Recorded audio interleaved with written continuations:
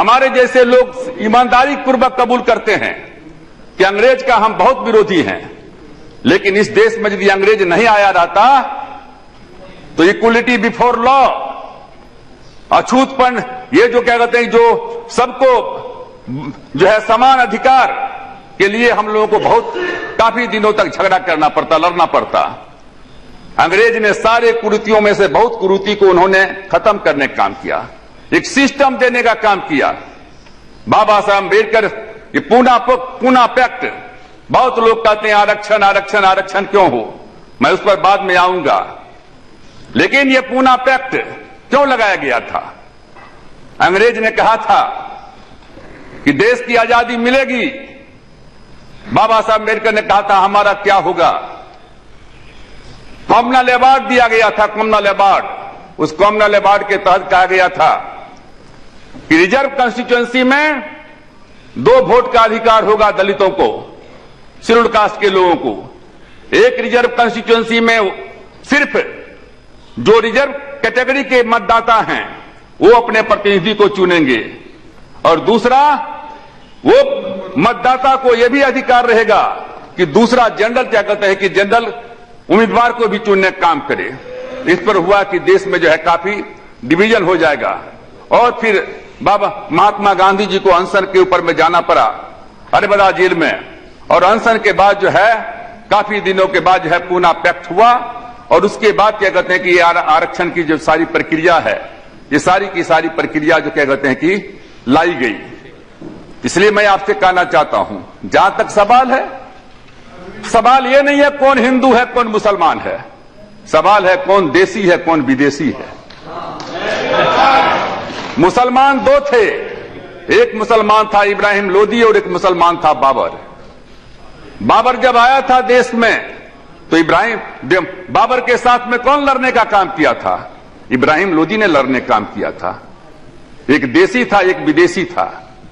देश की आजादी मिली, फांसी के फंदे को चूम लिया खुदीराम बोस हिंदू था, फांसी के फंदे को चूम लिया सरदार भगत सिंह सिख थे, फांसी के फंदे को चूम लिया इशफाक उल्लाह खान मुसलमान था। इशफाक उल्लाह खान ने कहा था बिस्मिल का वो लाइन कि सरफरोशी की तमन्ना अब हमारे दिल में है, देखना है जोर कितना बाजुए कातिल में है, कह करके फांसी के फंदे को चूम लिया था। बहादुर शाह जफर मुगल सल्तनत का अंतिम बादशाह था। बहादुर शाह जफर को अंग्रेज ने पकड़ लिया था।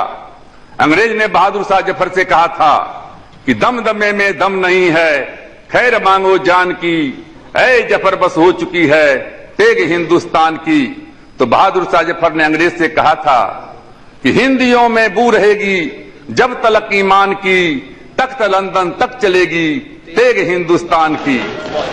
और बहादुर शाह जफर जब मरने लगे तो बहादुर शाह जफर ने लिखा कि कितना है बदनसीब जफर, दफन के लिए 2 गज जमी भी ना मिला कुएं यार में। इसलिए भाइयों मैं कहना चाहता हूं, ये हिंदू मुसलमान कम्युनलिज्म सेकुलरिज्म ये बहुत हो चुका। आप बताओ आजादी के 66 साल के बाद भी आज दलितों की स्थिति क्या है, आज पिछड़ों की स्थिति क्या है, आज मुसलमानों की स्थिति क्या है, आज गरीबों की स्थिति क्या है।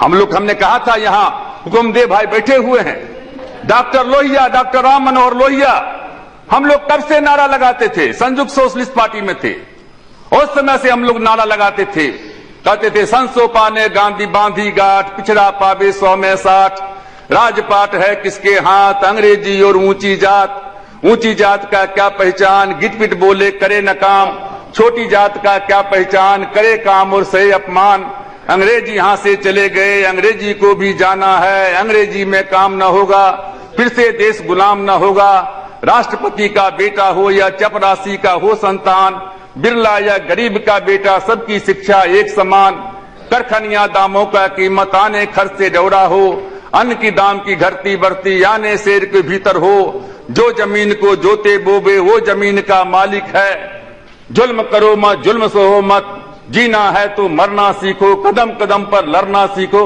ये सारा का सारा हम लोग उस समय से लड़ते आ रहे हैं, आज भी क्या कहते कोई चीज चल रहा है। इसलिए मैं उपाध्यक्ष जी मैं आपसे कहना चाहता हूं मैं आपसे कहना चाहता हूं कि